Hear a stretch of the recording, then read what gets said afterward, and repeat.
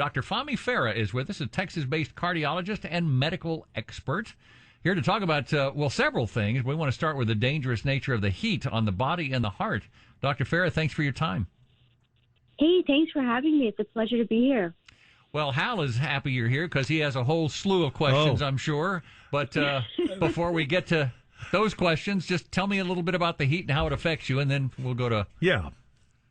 Yeah, this is a dangerous time, especially in Texas, because as you know, our temperature is reaching like 110, 115.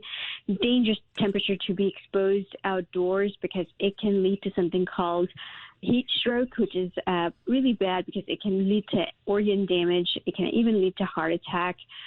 People can pass out, cardiac arrest, dehydration. So a lot of terrible things that can happen. It can lead to hospitalization.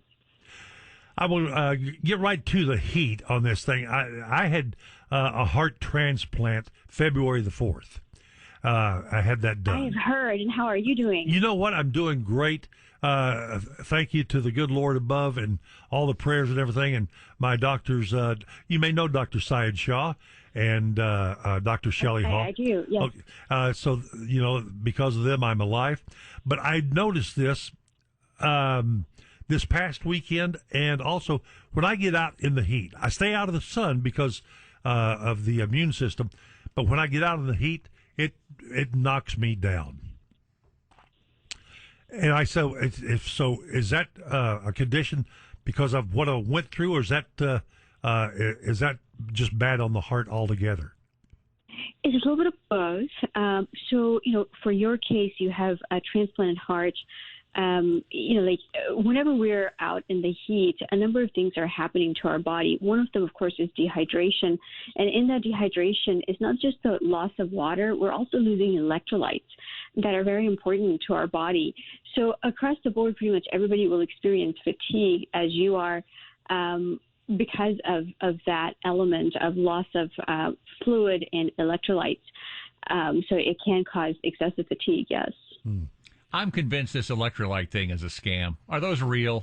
Wait a minute. If the only place I can get them is Gatorade, there's got to be something going on here. I've got bottles of Gatorade Zero at home for the electrolytes. I don't know. I'm not buying into this. No, it is a real thing because dehydration is very much a real thing. Okay. All right. Most, a lot of people are dehydrated and they don't know it. Is that a fair statement? It is. It is. And dehydration can manifest in many different ways. Sometimes people will not even know. They can even have severe abdominal pain as a result of dehydration. They'll just end up in the emergency department. People can have low blood pressure as a result of dehydration and can pass out. So it can really present itself in many different ways. Dr. Farah, this is something, too, that's been, I think it's important that folks recognize. Most people don't think of themselves having heat stroke. No, most people figure, well, it's hot, so what? I used to go outside as a kid all the time. I'm doing whatever outside. It's no big deal. I know when it's time to come in. A lot of people don't know when it's time to come in, and a heat stroke can kind of sneak up on you. You're absolutely right. Heat stroke is a dangerous thing. It's basically when our body temperature, the core body temperature, rises to a dangerous level. And it can happen fairly quickly when it starts. It doesn't require really that long of an exposure outside for some people to experience that. And when that happens, it's called hyperthermia. It leads to many serious things like organ damage, actual organ damage, and people can go into cardiac arrest as a result of heat stroke. Scary things like heart attack, stroke, all of those can happen. And so, the advice is, of course, first of all, prevention, which is don't expose yourself for too long in this kind of heat. Second, if you are experiencing something like some of the signs to be watching out for would be a high body temperature, dizziness, fainting.